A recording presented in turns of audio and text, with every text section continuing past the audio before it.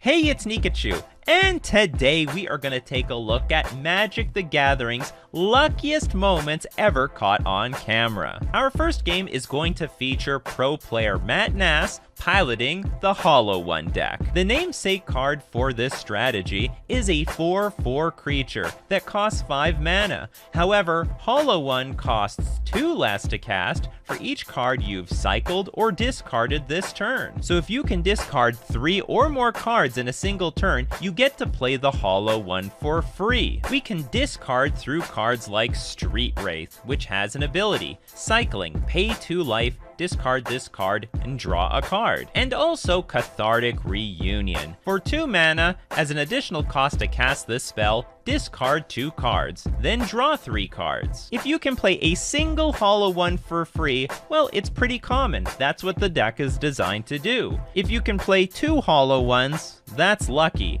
3, you've won the lottery. And 4, well, that's just never happened before. I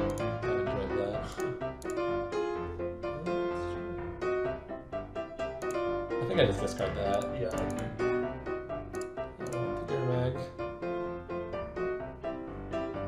This mount's been pretty bad. I'm guessing you know what amount it is. Come on, baby! Be on top! Come on! Oh, yeah! We did it! So after casting Cathartic Reunion, Matt has 3 Hollow Ones in his hand, and he has Street Wraith, which means he has 1 shot to look 1 card deeper to find the 4th Hollow One. And boom, there it is.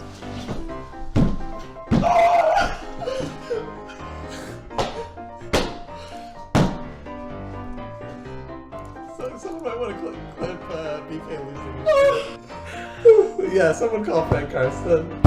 So Frank Karsten, who is the community's statistician, he did the math and calculated that the odds of casting 4 Hollow Ones on 1 turn were 1 in 16,215. The opponent must be like, never tell me the odds. And this was easily the luckiest moment ever in Magic the Gathering history.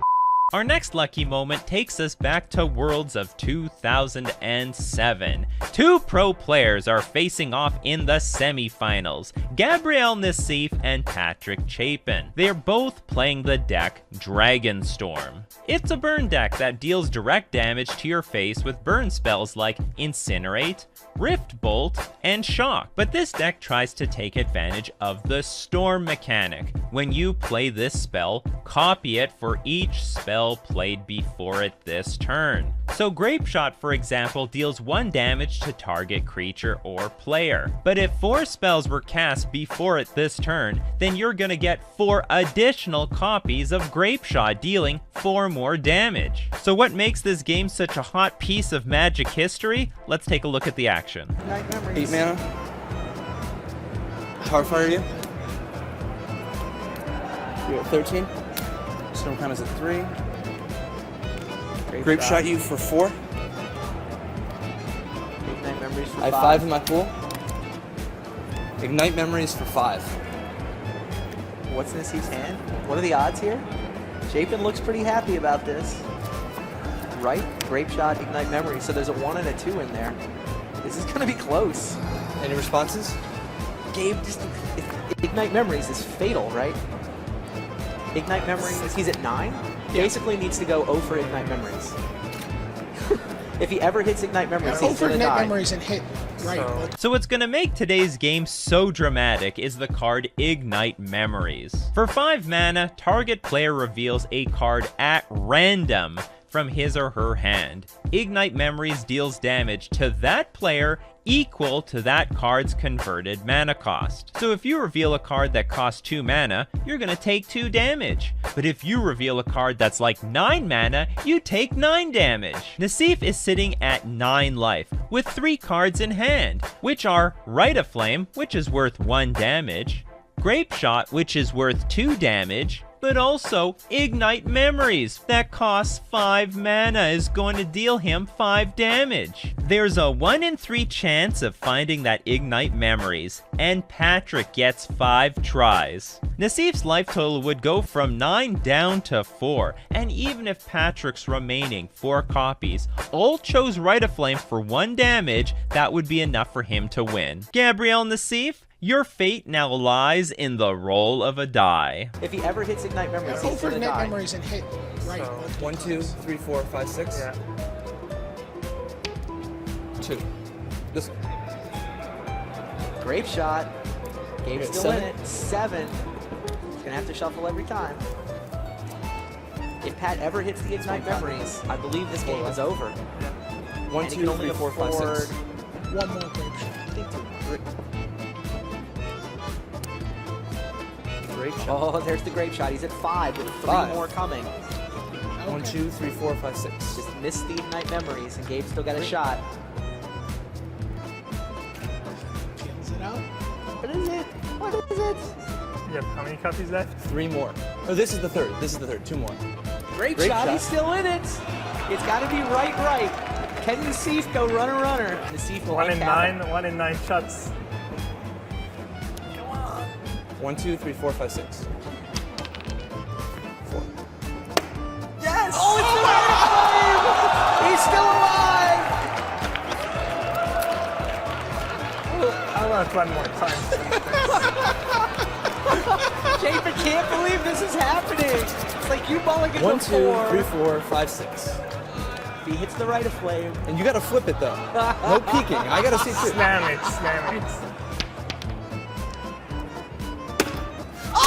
Goodness! Gabriel Nassif survives 5 copies of Ignite Memories. He's got 1 point of life left. Pat Wait, how Chapin many was counts are looking there? at that scene in the Only 2, right? finals. He thought he had it. Those odds were absurd. On the mulligan to 4. The mulligan to 4. Now, I don't know if Nassif can win. Look, it's... Wow. Well, I'll pass the turn to you. Unbelievable. Unbelievable.